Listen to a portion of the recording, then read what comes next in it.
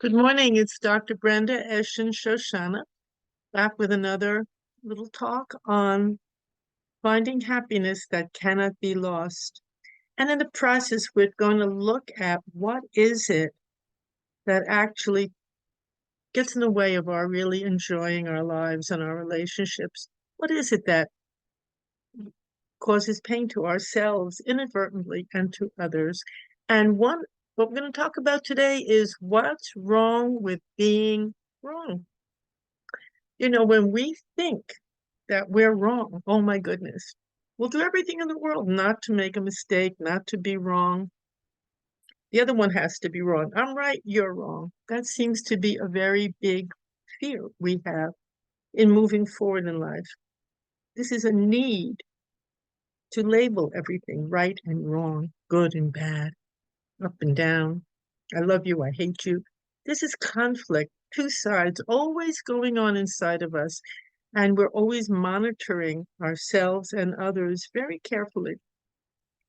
And that actually has so many unfortunate effects because it prevents us from just enjoying the interaction, enjoying who we are, and really, really seeing who the other person is. When you slap a label on something, you're wrong. And usually that's what conflicts and fights are about. Who's right, who's wrong, who started it, who's to blame, who isn't. And that's like a wheel that goes around and around and around. And even if we, at the end of the conflict, say, well, we decide I'm right, there's really no satisfaction in that. There's a moment of, well, pride or a moment of putting somebody else down, but there's no real satisfaction. Where there is satisfaction and happiness and pleasure is in putting that all to the side. And actually, when we do, we can see who that person is who is with us, who we're interacting with. They may be wrong. One moment we're all wrong, the next moment we're right, then we're wrong. We change, we learn. A great Zen master, Dogen Zenji, said life is one continuous mistake. What do you mean by that? Good question. Very good question. He meant that when we try to hold on to an image of a person or when we label someone, we relate not to the person, but to the label. And where there's inherent opposition and conflict in it. So things are going to go downhill. It's not hard to correct that. That's the good news. Let's have good news. We need good news these days, don't we? Well, this is some very good news. It's not hard to correct it. Let the other one be right. Say they're going, and you want to say you're wrong and get into that big conflict. Stop. Just stop. Zen practice is about stopping. And we can do it on the cushion and off the cushion. Just stop and let them be right. Tell yourself, I can be right a little later on today. I can be right tomorrow.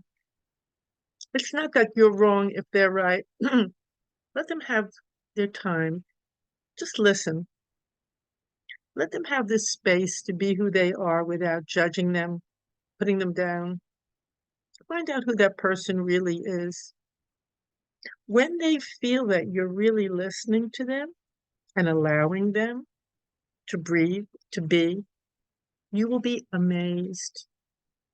Something will ease between the two of you. And what will begin to emerge is true understanding and true insight into one another. And enjoyment and a feeling of, oh, you may be meeting that person for the very first time. This is so simple, but it's such a powerful teaching. It's such a powerful principle of happiness. There's nothing wrong with being wrong. Just be. Take off the right and wrong for a little while and just be. And when we can do that, then we can listen. Then we can really get to know the other person. Give them some space to express who they are. Very often once something is expressed with no opposition, the person themselves really hears themselves, really sees themselves.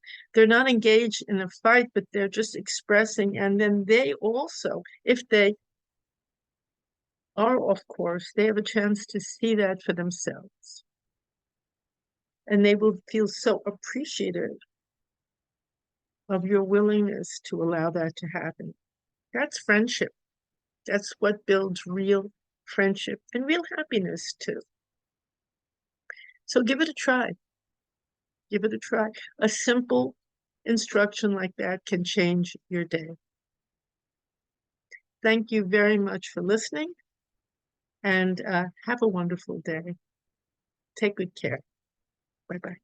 For now. For now. Only for now. I'll be back soon.